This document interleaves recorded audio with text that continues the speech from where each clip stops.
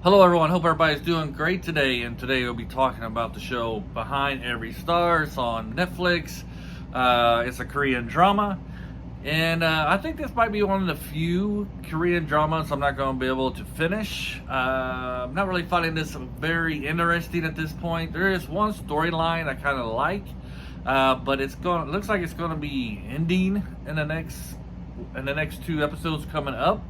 But let's see. Let's get into what the plot is. The plot behind Every Star is basically about the agents who help our movie stars get their career, get their acting gigs, and manages their life, and stuff like that. So it's kind of like the actors' agents per se. We do get some behind the scenes look, like how these agents function. I know how they help these movie stars get their gigs. How they talk to directors, stuff like that. That's kind of interesting, but I find it kind of boring because I don't really care about that kind of stuff. We do get some in fighting among the agents, but it's not really that heavy. There's really only one guy who's really trying to get more power, get more authority within the company, while the other agents are just there really trying to help their clients get movie gigs or help them overcome maybe stuff that's going on in their clients' lives. The other storyline, the one I'm most interested in, involves our new agent, her and her father. It seems at this point that she's a illegitimate daughter of this guy. And he happens to be the guy who's trying to get more authority, and he's always trying to leave the company and stuff like that. Always trying to get more power and more prestige. But so she's working for this company against his wishes. He doesn't want He doesn't want nobody to know that she is his. I'm going to assume. He doesn't want anybody to know that she is his illegitimate daughter. It's very hitting at that aspect, but it's outright said that she's the legitimate daughter of him. But I think that has to be what's going on. So that's like the really only storyline I'm kind of into, is like that father-daughter, like that relationship between those two. It's a very rocky relationship. She admires him. She wants to be like him. That's why she wants to be an agent. But he clearly doesn't want anything to do with her. He stays away from her, and he doesn't want nobody to find out who she really is, because that would probably ruin his reputation. And it's hard to say if he had an affair or if she is the daughter of a woman he was dating before he got married. That aspect is unclear. But it does seem like she's the same age as the son. And we almost had a Luke Leia incident where they almost kissed, but they didn't. And then later on you find out that they're probably siblings, half brothers and half sisters kind of thing. I do some research on what people are saying about stuff, and some people are like disappointed that that's not going to be like a couple thing. Which was probably like the only romance thing going on, unless you count the other two agents that are in here, between the woman and the guy, who have like they're very close, but they're always arguing, so there's some kind of liking there that probably will develop.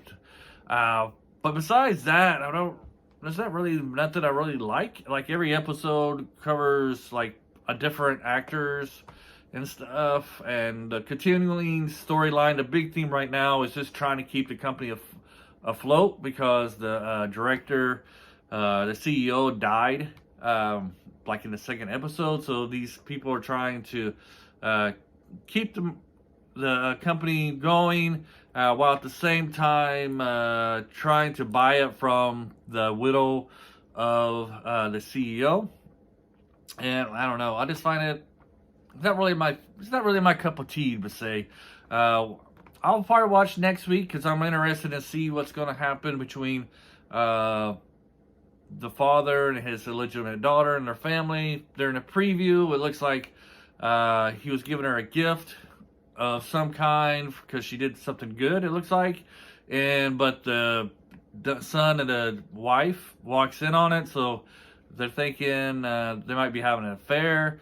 The wife seems to be very suspicious of this because after this dinner scene, he walks her to her car, to the taxi, and yells at her. So it seems like there might be something going on there. We'll see how this affects, once they find out the truth, how does that affect his family. We'll see. Hopefully, we'll see.